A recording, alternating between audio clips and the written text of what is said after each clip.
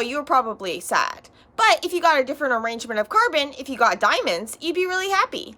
And so, despite the myth, diamonds do not come from coal, but coal and diamonds are both carbon allotropes. They're both forms of the element carbon arranged in different ways. Because they arrange in different ways, they have different properties. Another carbon allotrope we'll talk about is graphene, so like you would find in a mechanical pencil. All of these have different properties because the carbon's hooked up differently. So in a diamond, they're hooked up really tightly, and so you get this super strong structure. In graphene, they are arranged in like these sheets with these like extra electrons. We'll talk about this, but they can conduct electricity. And in coal, you get this amorphous kind of mixture where there's not like a set shape overall. And so you can incorporate like impurities and stuff. And so you can have different qualities of coal depending on like how much actual coal they have versus other things like sulfur and nitrogen. And so a lot of what we know about coal is actually thanks to Rosalind Franklin, who is the same person we have to thank for a lot of what we know about DNA structure. And so today I want to tell you about these various carbon allotropes, different types of coal, and Rosalind Franklin's work on all of this. So super quick review, carbon is an element. You find it right here on the periodic table. Like all elements, it is made up of smaller subatomic particles. So you have positively charged protons, which are held together with the help of neutral neutrons in the central core called the nucleus. And then around it, you have this cloud of negatively charged electrons. So atoms, their outermost, we can think, it's not really this simple, but we can think of them as arranging their electrons in kind of like these shells. And the outermost electrons we call the valence electrons, and they're going to be the most reactive. For reasons outside the scope of this post, they like to be like these noble gases and have this full outer shell of electrons. So carbon, it has 4 valence electrons, and so it wants 8. This is what we call like the octet rule. So it can form up to 4 bonds in order to fulfill this octet. So atoms can share a single pair of electrons for a single bond or 2 pairs for a double bond. Electrons can also exist as unbonded lone pairs, and they can do this thing called resonance that'll come into play later, where basically they have electron delocalization. So instead of having atoms shared between just two, instead of having electrons shared between just 2 atoms, you have electrons shared between more than 2 atoms. And this is what we're going to see when we talk about graphene. So atoms can form bonds with atoms of a different element, such as we see when we have like a carbon oxygen or a carbon hydrogen bond, or they can form bonds with the same element. So we could get carbon-carbon bonds. And this is what we're going to see when we have carbon allotropes.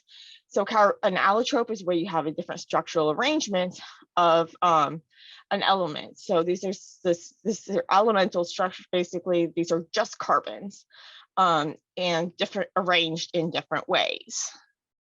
Here's an overview of some of the main carbon allotropes that we will look at.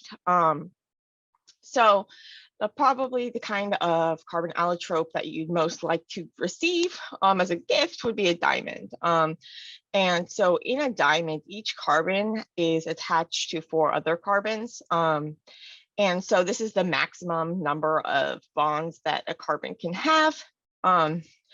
So basically it is when you have the carbon bound to 4 other carbons, and it's in this network so that each carbon is bound to like another carbon is bound to another carbon is bound to another carbon. And so you have this like crystalline structure. And this is going to be super duper strong. And so this is why diamond is so strong.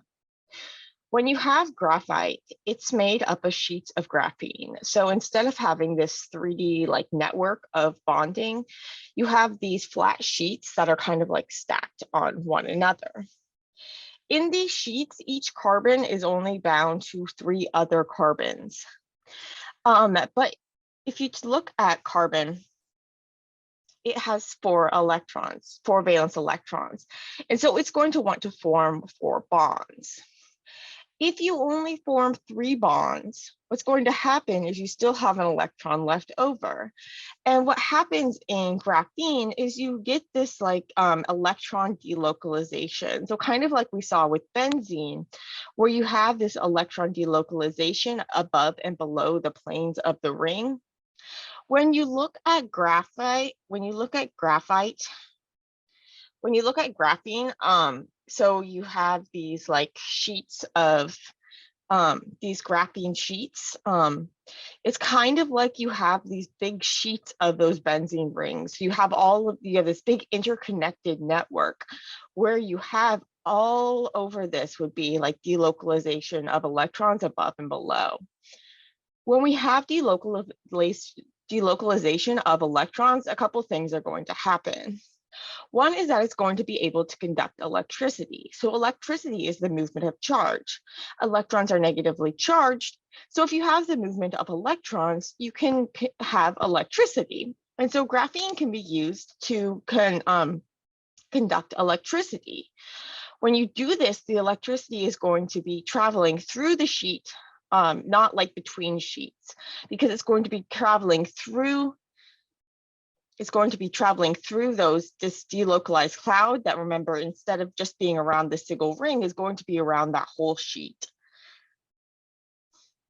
And so you can even take these graphene rings and make things like nanotubules, various different structures that can be used to conduct electricity. And so this is like a big area of research, is making like graphene-based electronic stuff. Not my area of expertise. Another consequence of having this delocalization is that it's going to allow these sheets to kind of stay stuck together in graphite, even though they are these separate sheets. And it's also going to allow them to slip past each other, such as from your pencil lead onto your paper. And so basically how this works is these sheets are going to be held together through these things called van der Waals forces. So one of the key things about in like chemistry, biochemistry, you name it, is that opposite charges are going to attract, like charges are going to repel. And these charges can come from like a bunch of places. When atoms form bonds to other atoms, they do so by sharing pairs of electrons. If they don't share fairly, you can get like a separation of charge because the protons are stuck in place, the electrons are free to move. And so the you can end up with regions of charge even in a neutral molecule. And we refer to the separation of charge as polarity. And a classic example is water, where the oxygen is what we call electronegative. It's going to hog the electrons, making it partly negative, and the hydrogen's partly positive. If the atoms, however, share fairly, so if they both have like equal or at least similar electronegativities, then you're not going to get the partial differences of charge. And so you're going to have what we call a non-polar molecule. So overall, these molecules are typically pretty boring and there's no regions of charge. However, if something charged comes near, you can get the polarization of the cloud, or even if if the electrons randomly happen to be in one place more than another, because electrons are like whizzing around, we don't even know where, we can't even like predict where an electron will be, just where it's more likely to be. And so if electrons are just like randomly happen to be all hanging out on one side of a molecule, the molecule next to it, the electrons that are in like coming, when those electrons are, the electrons that are in the next molecule that are near those, the random concentration of electrons are going to be like, ah, electrons. And the negative charges are going to repel each other and those electrons are going to get pushed. You're going to get sort of like a chain reaction where all of these are kind of going to be like polarizing. And this is going to allow those sheets of graphene to stay stuck together. So these type of forces are the same sort of thing. They're going to let like geckos walk up walls. So these forces can be really strong, but they can also be easily broken because they're all depending on like, it's kind of like the weakest link in the chain. A chain's only as strong as its weakest link. And so if you like depolarize one of those or whatever, then you can get this, those forces will be broken, and then these can slide past one another. And finally, the one that we're going to talk most about today, amorphous carbon. And so amorphous means that it doesn't have a set shape. And so if you had a pure amorphous carbon, it would just be all carbon. And so when we talk about an allotrope, typically we're talking about like different structural arrangements of the same element. So it would all be pure coal. I'm sorry, it would all be pure carbon. When we're talking about coal, there's a bunch of impurities in it, which can come about because you have these pores in the structure, because you don't have the set structure, so you can have like different holes and stuff in the regions. And so coal is like amorphous carbon, but with impurities and stuff. So I talked about a lot about organic chemistry and how it basically is like the chemistry of life, and it's built on these hydrocarbon skeletons. So basically carbon bound to hydrogens, and then those hydrogens can be replaced with other more like reactive things we call like functional groups, to give them different properties with based on this like hydrocarbon scaffold. When we're talking about these carbon allotropes, we're talking about just pure carbon. So carbon's bound to other carbons without other stuff. Or at least we would be if we were talking about like pure carbon allotropes. So when we're talking about coal, there's often a bunch of impurities associated in them. And this can actually be a big part of the problem when it comes to burning coal. So when you burn coal, so it's like combustion, you're breaking it down with like the help of oxygen. So this creates carbon dioxide, which can contribute to global warming and that sort of thing, as well as the more useful byproducts, heat and light that can be used for electricity. But these impurities, these can cause things like acid rain, respiratory irritation, ozone, smog, etc. So it's really these impurities that play a large part in the general pollution from the coal burning. Not all coal is as polluty. So there are different like grades of coal that depend on how much actual carbon they have versus how much impurities they have. And this is going to correlate with like the structure of the coal, as we'll see when we look at Rosalind Franklin's work. So basically how coal forms is that it forms from like decayed plant matter. So plant matter, so plants are organic molecules, so they're based on the hydrocarbon scaffold, and when that carbon gets pressurized and heated, it can form these carbon structures, this coal. But originally you're going to have a bunch of other stuff in there. What happens when you increase the pressure and the temperature is that those other things are kind of going to get pushed out. So as this matter decays, those other things are going to be pushed out, and then you're going to get these carbon-carbon these carbon-carbon structures. And so as you keep increasing the temperature and the pressure, so as you go deeper into the Earth's core, then you are going to so as you go deeper down through the Earth's crust, you're going to be pushing out more and more impurities, getting more and more a higher concentration of actual carbon in the coal. And this is going to have less impurities, but it's going to take millions of years. So when you have this original like dead plant matter, it's called like, we have this like peat, and so there's a very small amount of carbonization. So by carbonization, it's where the carbons are starting to form like carbon bonds without like all the other stuff. And so this can be added to soil to store and release moisture and nutrients.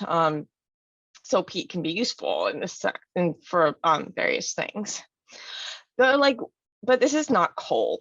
So lignite is like the lowest rank of coal. So it only has about 25 to 35% carbon. Depending on your look, some places will say that like you need about at least 50% carbon to be coal. So, but technically, but so lignite is typically considered a coal though, and it's about 50 million years old. It's crumbly and brown, sometimes called brown coal or rosebud coal, and it's going to have high carbon emissions when you burn it. Then as you go a little deeper, if you get a little older, so it takes time to get pushed through, have all the other stuff like build up on top of you, get pushed deeper down into the earth. As you're pushing out more and more stuff, you're getting a higher concentration of carbon. So you have like 35 to 45% carbon in your bituminous coal. This is about 100 million years old. Around half of all coal produced in the US is of this form. Going a little deeper, you get bituminous coal. Now we're talking about 45 to 86% carbon. Now we're going 100 to 300 million years old. This includes your smithing coal, your cannel coal, and your coking coal. Then finally, we get like the five-star coal, so the deepest stuff, the most carbon, so 86 to 97% carbon, as you might expect, because you have more of this carbon, less of this other stuff. So you have these like less big, the other stuff can be incorporated when you have like pores and stuff in the carbon that allow space for other things to come in.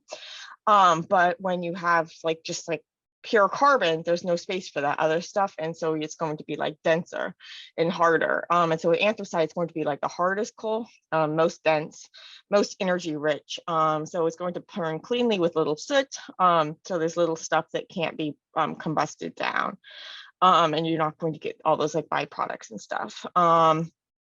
As you might expect, this is the most expensive, and this is going to be used in like stoves and furnaces. Diamonds do not come from coal, and so they are both forms of carbon, but they're not made from each other. So diamonds are actually formed like much deeper in the mantle part of Earth's crust, where the pressures are way higher and the temps are way higher, and they formed hundreds of millions of billions of years ago. So before the plants and stuff that are going to, before the life forms that are going to be the source of coal were even existing, these diamonds were formed. They only made it to mineable depths thanks to really deep volcanic eruptions that actually like they were super powerful. So they kind of like thrust the diamond up into regions where they were mineable. And they were blasted up so fast that they couldn't incorporate any impurities along the way.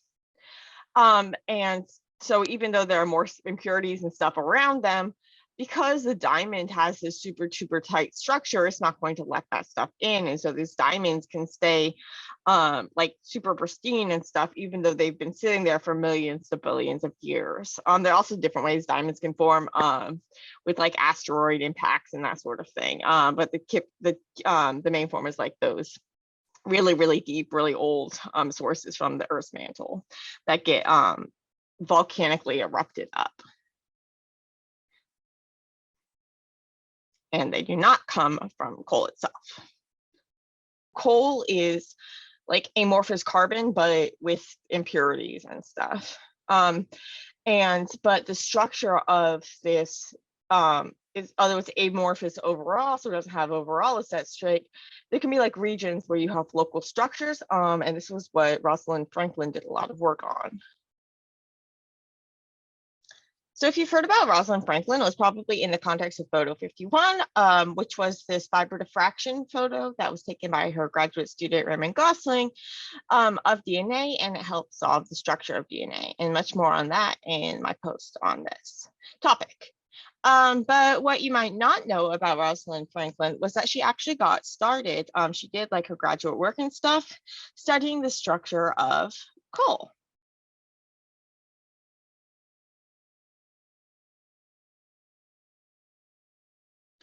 So she looked at like the microstructure. She was interested in finding out more about the differences between different types of coal. And so as we talked about before, there are those kind of like different grades of coal, and you can have like better coal and worse coal in terms of both like polluting, in terms of the amount of energy it can give, and all of this stuff based on how much carbon was in it.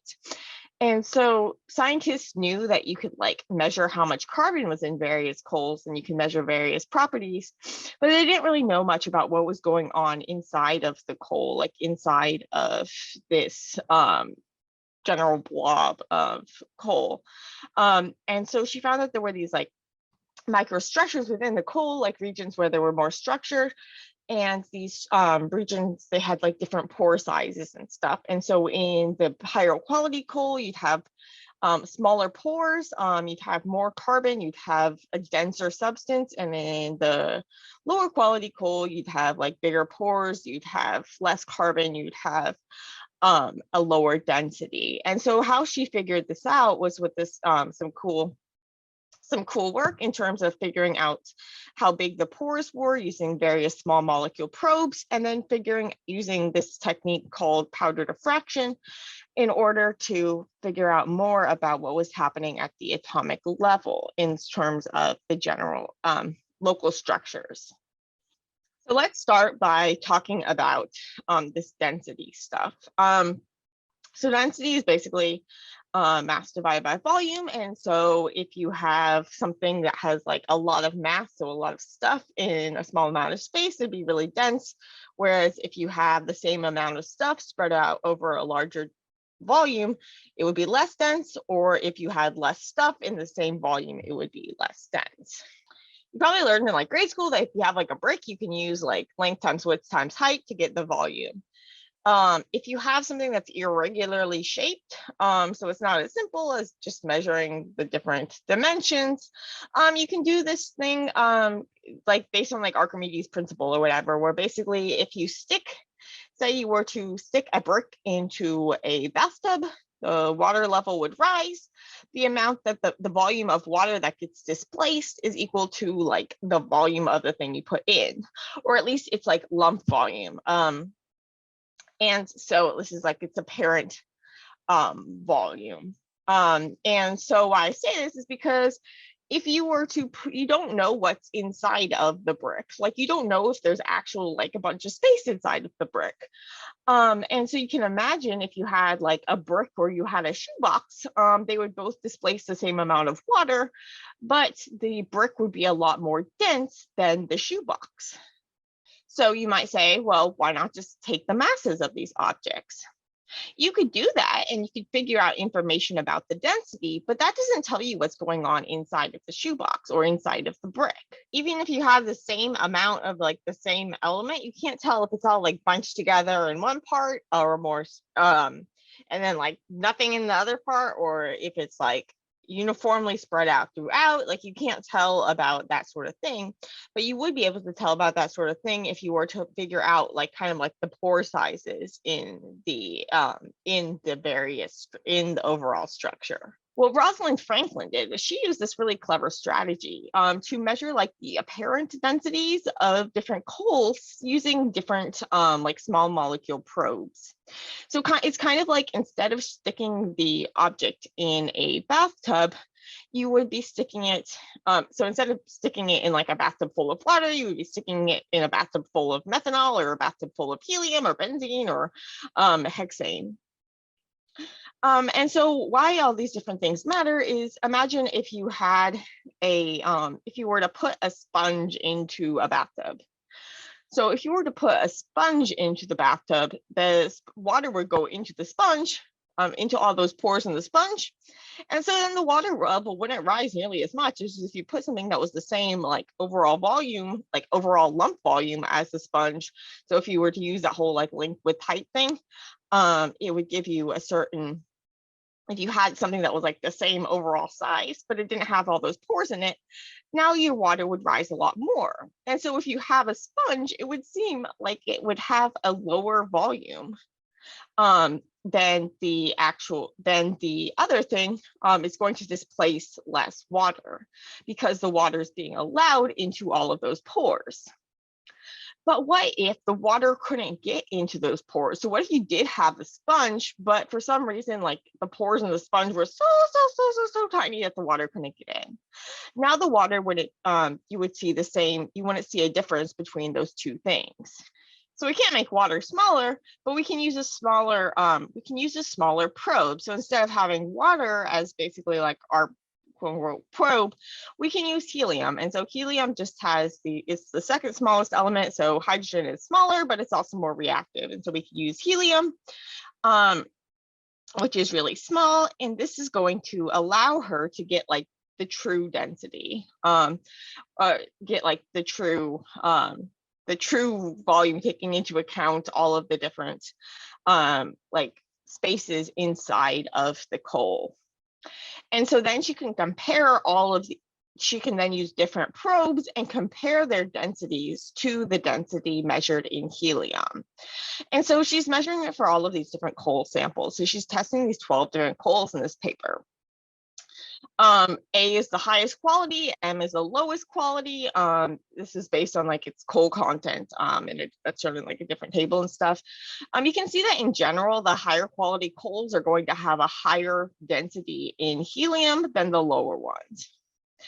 So this is just because they have tighter structures, less pores inside of them that even the helium can get into. So, and the helium is basically going to get into like all the pores pretty much. If you have a bigger molecule, so some weird stuff happened with methanol because it was kind of like reacting. And so don't worry about these. So let's look at N-hexane, which is like this. Hexane is like a like 6 carbon. So this is like a 6 carbon chain. So it's like this longer probe.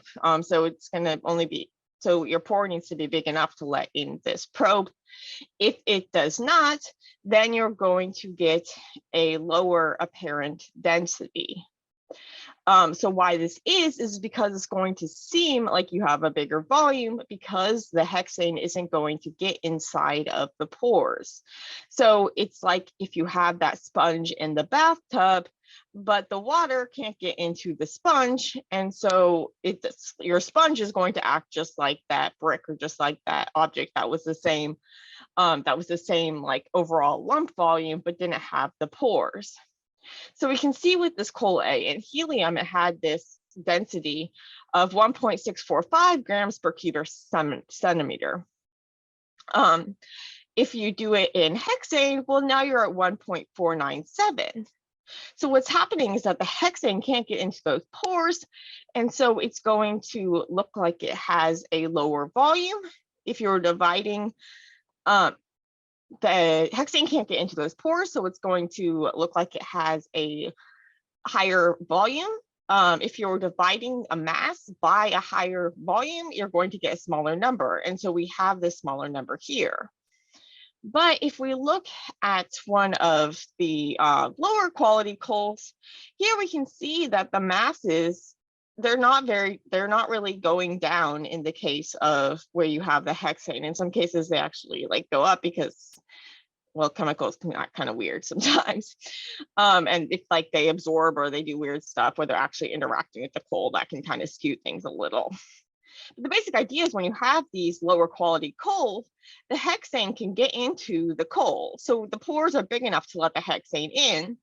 And so the values are going to be similar in the helium and the hexane, whereas if you have something with really tight pores, the helium can get in, but the hexane can't, and so the volume in the hexane is going to look higher than the volume in the helium. And so by investigating with different size probes, different size molecules, she can figure out information about the pore sizes. So this ability to like selectively let in different molecules is called like molecular sieve, and it's actually frequently, so carbon is like the sieving property of carbon is often used in like carbon-based filters. So it's one of the reasons why Franklin got like money and stuff to do her work, was because during the war, Britain was really interested in coal research and the use of carbon in like gas masks in order to help protect soldiers. So they knew that carbon could be used for this, but they didn't know why. And so Rosalind Franklin helped provide answers on this by figuring out information about the various pore sizes. She also wanted to see what was happening at more of an organized structural level.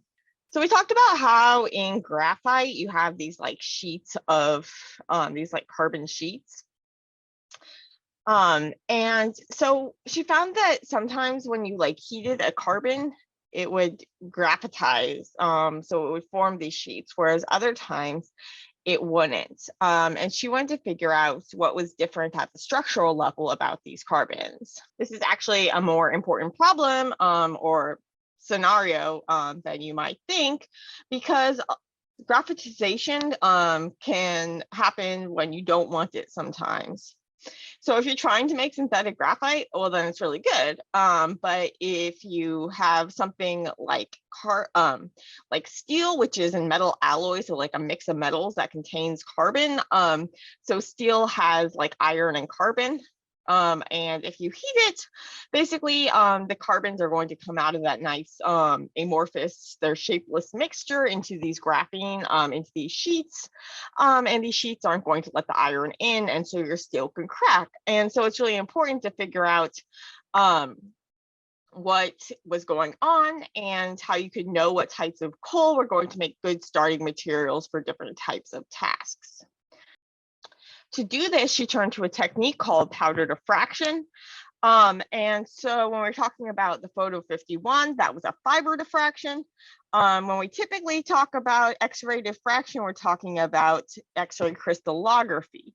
So all of these are using X-rays, so these really energetic waves, in order to try to figure out information about atomic structures. What happens is that if you shine X-rays at atoms, they're going to interact with the electrons in the molecule structures. And these electrons are going to scatter those rays, and then you can get like constructive and destructive interference of the waves, where they basically like add together or cancel out. And then this will influence the signal that you get if you were to detect the rays that got scattered from those molecules. And so you'll see different types of patterns if you have different types of molecular arrangements. So when we talk about X-ray crystallography, we have to get our proteins to actually, or we have to get what we're looking at to actually crystallize. And so in the case of a protein, we need to get our protein to crystallize. In the case of carbon, we need to get all the carbon to crystallize, or we would need to get DNA to crystallize for a helix, or for if we're looking at DNA. But the basic idea of what actually is a crystal, it's a solid form where you have like this orderly arrangement. And so basically, if you know what the structure is of like one part, it's kind of like a brick wall. And so if you know what's in one brick, you can figure out what's in the entire wall. And you can, and so it's like this orderly arrangement. You call this like crystal lattice. And based on the structure of that lattice form, what happens is you get these, like, it's kind of like you have these regularly spaced planes, that are then going to produce this distinct pattern of spots, because you're going to have the waves canceling out in like these regular patterns. What happens if your protein is not in a, what happens if your the molecule you're trying to look at is not in a crystal, if it's in like a powder form, so where you just have like a random arrangement of all of these different molecules, what's going to happen is that instead of getting this nice pattern of spots, you're going to get like a pattern of rings.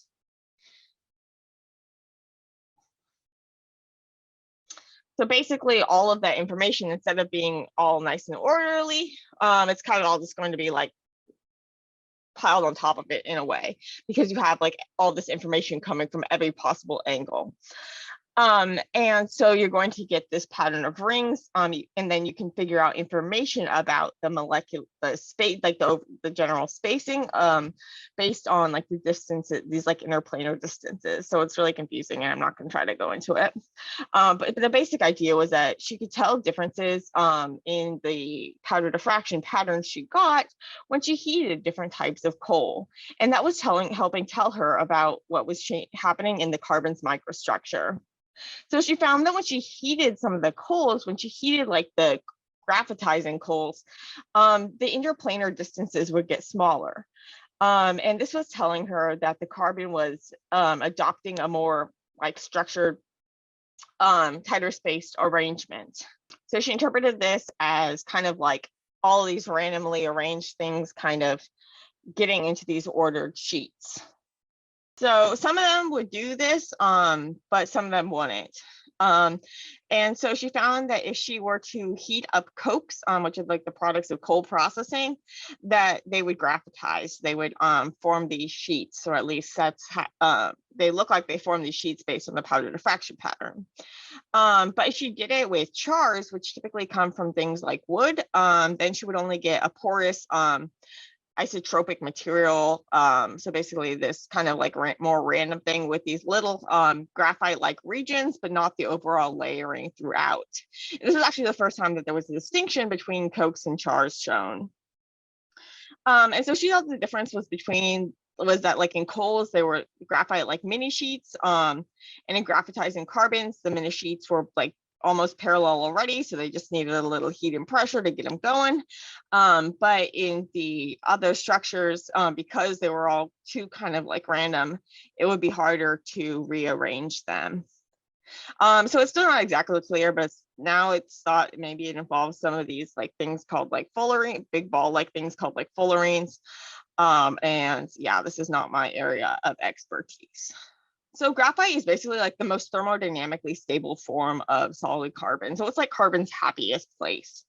So you would think that all carbon would want to get there. And what happens is that it's kind of like this, I think of it kind of like simulated, when you like simulated annealing or something in like a software, where you have a bunch of like peaks and valleys. And if you're in one valley, there might be a better, like the grass might be greener on the other side, but if you don't know that the other side exists, then you can't get there. So if you don't have enough energy to get up and over the hump into like the actual minima, you might get stuck in like a local minima. And so if you provide more energy, you can get over those humps and find your true happy space. And so by adding a high heat, you can provide energy, because heat's like a form of energy.